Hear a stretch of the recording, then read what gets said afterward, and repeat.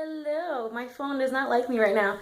Hello, We Are Movie Club. We watched The Fifth Element this week. It came out in 1997. It's a Luc Besson film. He directed and wrote the story, and this whole story surrounds Corbin Dallas, who's played by Bruce Willis, who's a cab driver slash retired special forces major, who gets entangled in a manhunt for. It's not a manhunt because it's not a hunt for a man. It is a hunt, though, for a weapon that will be used to destroy the Earth.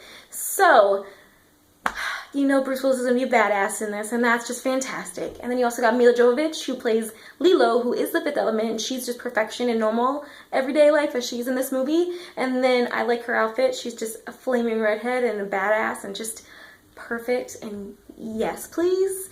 And then we got Chris Tucker, who plays Red Rod, and he's fantastic and hilarious, and a cross-dresser who's also a radio personality who's super funny and is just sassy like a mofo, and I love it. And then we got Gary Oldman, who plays Mr. Zorg, who is sleazy and disgusting and the evil bad guy, and I don't like him at all, even though I love him in Dark Knight, and I hate this movie for making me hate him. So, these are things that happen! Yay! There's also flying cars and really tall buildings and social intelligence that are robots, and they serve you drinks at airports that are really not airports, they're more like space shuttle ports. And then when you go on the space shuttles, they like automatically make you fall asleep for the ride, which is pretty cool. So if you have anxiety, like I do sometimes when you're on a plane, then you want to sleep, and I can't sleep on a plane, but this would make me sleep, and that'd be fantastic. And then, oh, speaking of flying things, so there's flying cars, right? But not only they're flying cars, but they're flying fast food restaurants. So if you want Thai food, instead of you having to call and order it or have to drive and go get it, it comes to you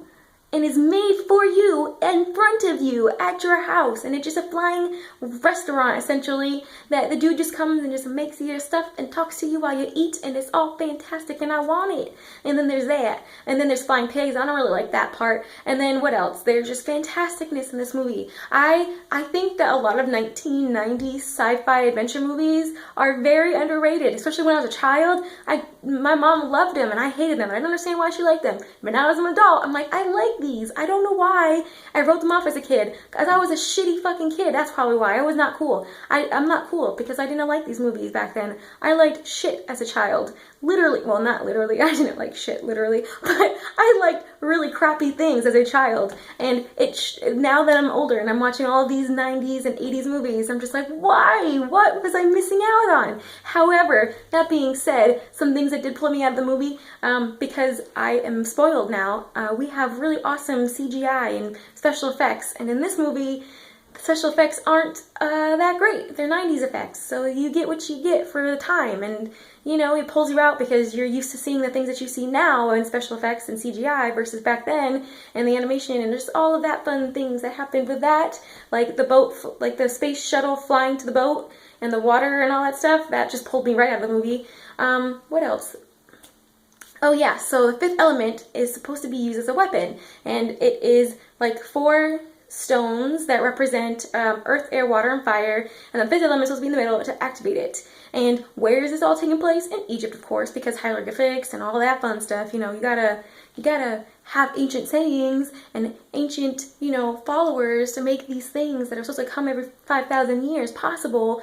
But this whole entire movie is supposed to be a commentary on how the world is going to be corrupted by evil, and it's going to be taken over by evil unless we let love conquer it.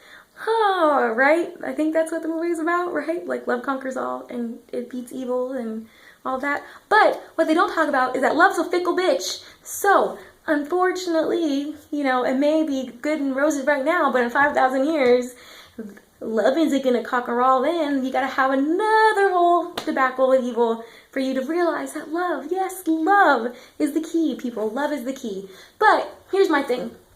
Some little beefs I have with this movie, and just me being a picky bitch that I can be sometimes. But at the end of the movie, spoilers, Fifth Element, who is Lilo, who's played by Milla, and Corbin Dallas, who's played by Bruce Willis, they get together, and she's supposed to be the savior. So every 5,000 years, she's supposed to save the Earth or the planet or the universe from evil consuming all and destroying everything in its path. But if she stays human and doesn't go back to her, like, solid form for, like, 5,000 year travel, how is she supposed to save the world in 5,000 years? Like, is she just saying, fuck it, I'm in love now, and sex is a thing, and that I enjoy, so I don't need to go back to how I was before. And if they, you know, if they need love then they can figure it out themselves. Is that what's happening? I'm just being picky right now, right? Okay, well, so there's that. And then there's also, let's see, there's Diva, who is a singer, who her voice in this movie is angelic, and I love her to death. I don't particularly like how she dies, although it's pretty, I mean, how'd she get those stones in there? That's, how did she swallow them? I mean, if she swallowed them, that's talent, but still, like, I know her voice is good, but I didn't realize you could, I'm not gonna do it. So, just, wow, she had stones in her, and she didn't have any scar tissue, so it's not like she cut it. It means she had to just, yes, wow. Talent, that's talent. And then, I don't know, there's so many things about this movie that I enjoyed watching. I don't think it's a favorite of mine. It's definitely one that I enjoyed watching recently. So that's great.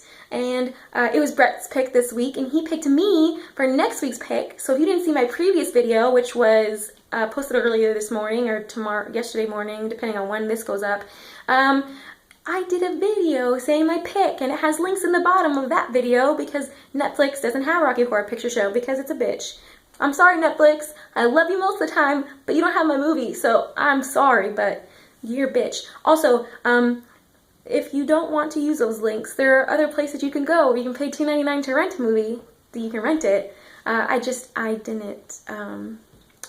didn't want to. So those are links that are in my other videos, so go back to that one and check it out.